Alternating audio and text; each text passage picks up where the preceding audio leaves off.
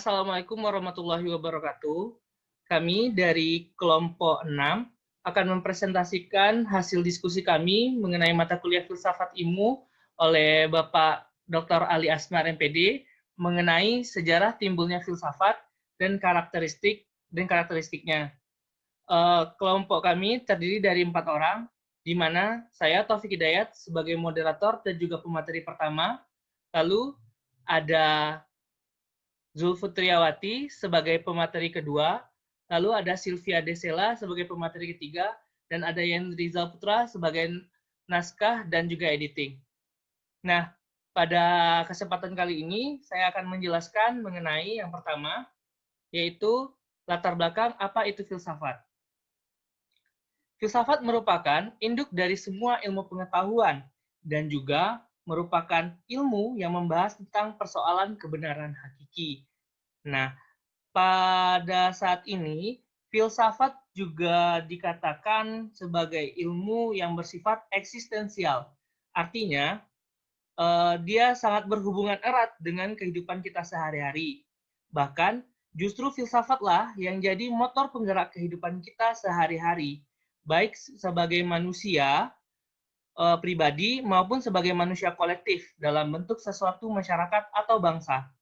Pada saat inilah para filosof kemudian mencoba memandang dunia dengan cara yang lain yang belum pernah dipraktikkan sebelumnya, yaitu berpikir secara ilmiah. Sejarah timbulnya filsafat, menurut Salam, tahun 2012, halaman 46, filsafat itu berasal dari kata filosofia. Nah, perkataan ini berasal dari bahasa Yunani, yang berarti cinta akan kebijaksanaan, love of wisdom. Aristoteles mengutarakan tentang filsafat dimulai dengan suatu tauma atau rasa kagum yang timbul dari suatu aporia, yakni suatu kesulitan yang dialami karena adanya percakapan-percakapan yang paling kontradiksi. Istilah aporia dari bahasa Yunani juga berarti problema, pernyataan, atau tanpa jalan keluar. Nah, jadi dapat disimpulkan filsafat itu dimulai ketika manusia mengagumi dunia dan berusaha menerangkan berbagai gejala dunia itu. Pada abad ke-6 sebelum Masehi, mulai berkembang di Yunani suatu sikap baru, di mana orang-orang mulai mencari jawaban-jawaban tentang rahasia-rahasia alam semesta. Nah, munculnya filsafat dalam kajian sejarahnya filsafat, terutama itu filsafat barat, muncul di Yunani sejak abad lebih kurang 7 sebelum Masehi. Nah, untuk orang pertama yang diberi gelar filosof adalah Thales dari Mileta di pesisir barat Turki. Nah, untuk materi selanjutnya akan dijelaskan oleh Zulfitriawati. Kepada Zulfitriawati, saya persilakan. Baik, terima kasih kepada moderator. Saya akan melanjutkan penjelasan dari rekan saya tadi, yaitu tentang tokoh-tokoh pada masa keemasan filsafat. Yang pertama yaitu Socrates pada tahun 470 sampai 399 sebelum Masehi. Socrates menentang ajaran pada sofis, dia membela yang benar dan yang baik sebagai nilai-nilai objektif yang harus diterima dan dijunjung tinggi oleh semua orang. Selanjutnya, yang kedua yaitu Plato pada tahun 427 sampai 347 sebelum Masehi. Plato lahir di Athena dalam kalangan bangsawan. Plato mengubah pengertian kearifan atau sofia yang semula bertalian dengan soal-soal praktis dalam kehidupan menjadi pemahaman intelektual. Selanjutnya, yang ketiga Aristoteles. Pada tahun 384 sampai 322 sebelum Masehi, Aristoteles ini merupakan murid dari Plato dan juga sebagai penentang dari ajaran Plato. Perhatian Aristoteles secara khusus diarahkan kepada ilmu pengetahuan alam dengan sedapat mungkin menyelidiki dan mengumpulkan data-data yang konkret.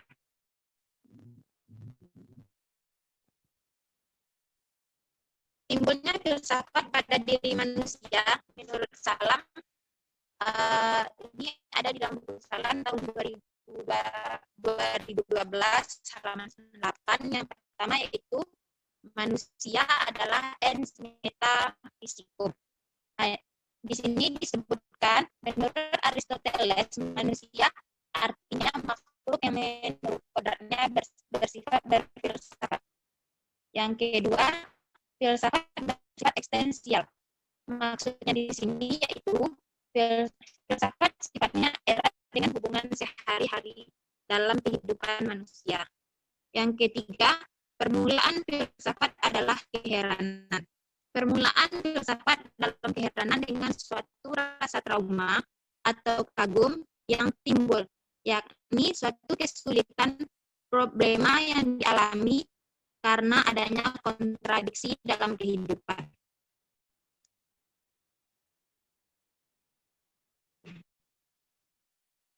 Yang keempat, ada beberapa jalan ke filsafat, yaitu dengan keinginan akan bahagia, kesusilaan, dan lain sebagainya. Yang kelima, filsafat timbul dari kodrat manusia. Kenyataannya bahwa manusia mengerti dan bahwa kehidupannya tergantung dari pengetahuan apa yang keenam, manusia mendorong ke filsafat.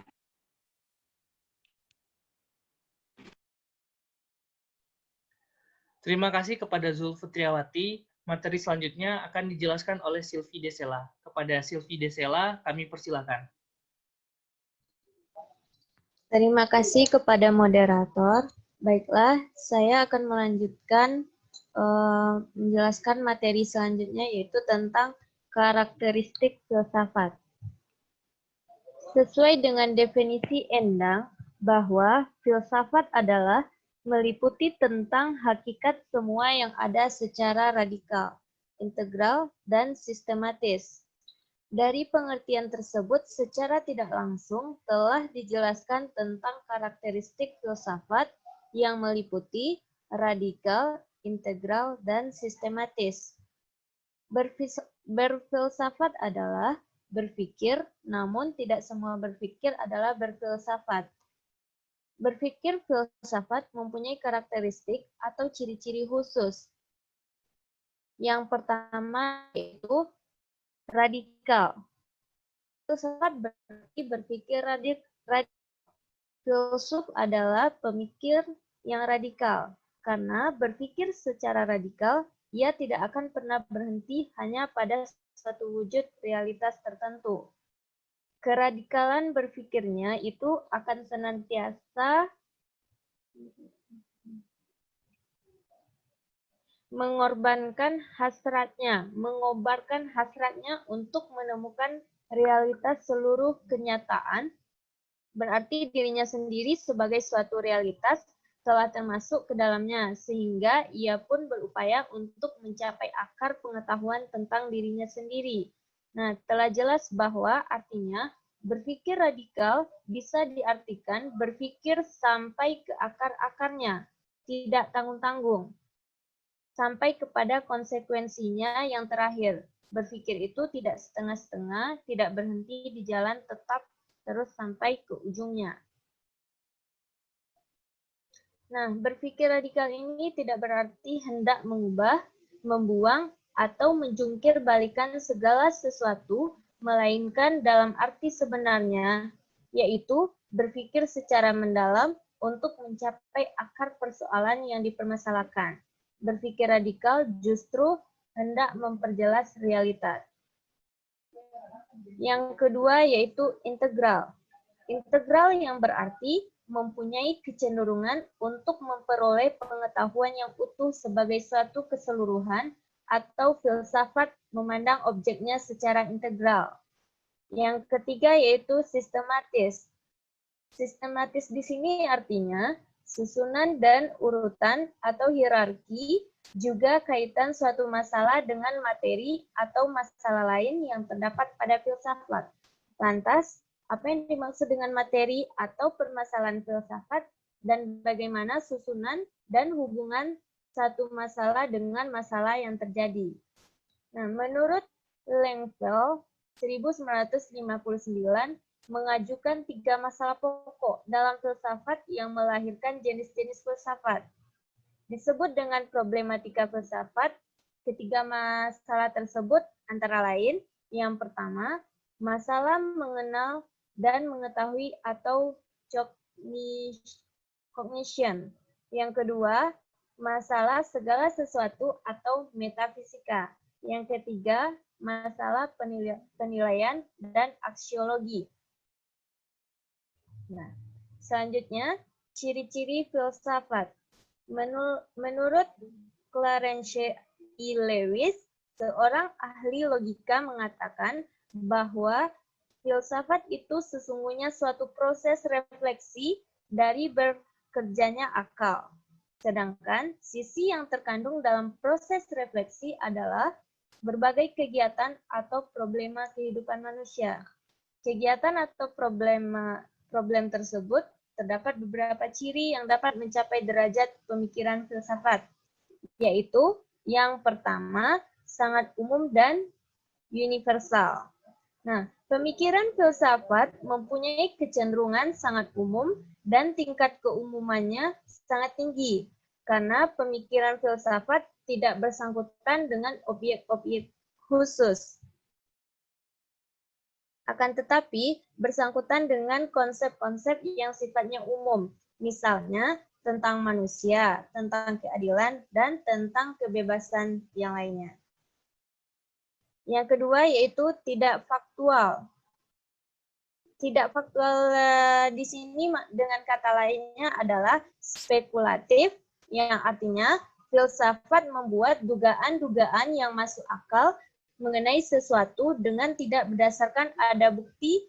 Hal ini sebagai suatu hal yang melampaui batas dari fakta-fakta pengetahuan ilmiah. Yang selanjutnya yaitu bersangkutan dengan nilai. Nah, C.J. Duchasse mengatakan bahwa filsafat merupakan usaha untuk mencari pengetahuan berupa fakta-fakta yang disebut penilaian. Yang dibicarakan dalam penilaian adalah tentang yang baik dan yang buruk, yang susila dan asusila. Dan akhirnya, filsafat sebagai suatu usaha untuk mempertahankan nilai. Yang selanjutnya yaitu berkaitan dengan arti.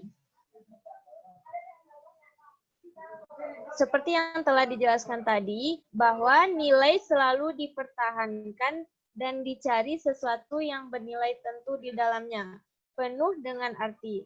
Agar upaya para filsuf dalam mengungkapkan ide-idenya agar syarat dengan arti, maka para filsuf harus dapat menciptakan kalimat-kalimat yang logis dan bahasa yang tepat atau ilmiah. Kesemuanya itu berguna untuk menghindari adanya kesalahan. Yang selanjutnya yaitu implikatif. Nah, pemikiran filsafat yang baik dan terpilih selalu mengandung implikasi atau akibat yang logis. Nah, dari implikasi tersebut diharapkan akan mampu melahirkan pemikiran baru, sehingga akan terjadi proses pemikiran yang dinamis dari tesis ke antitesis, kemudian sintesis, dan seterusnya. Sehingga tiada habis-habisnya pola pemikiran yang implikatif, dialektis akan dapat menyuburkan intelektual. Nah, itulah penjelasan dari saya kembalikan kepada moderator.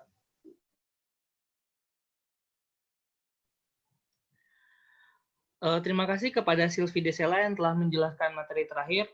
Mungkin sampai di sini dulu hasil presentasi kami. Lebih dan kurang kami mohon maaf. Kami sudahi dengan wabillahi taufiq wal hidayah. Wassalamualaikum warahmatullahi wabarakatuh.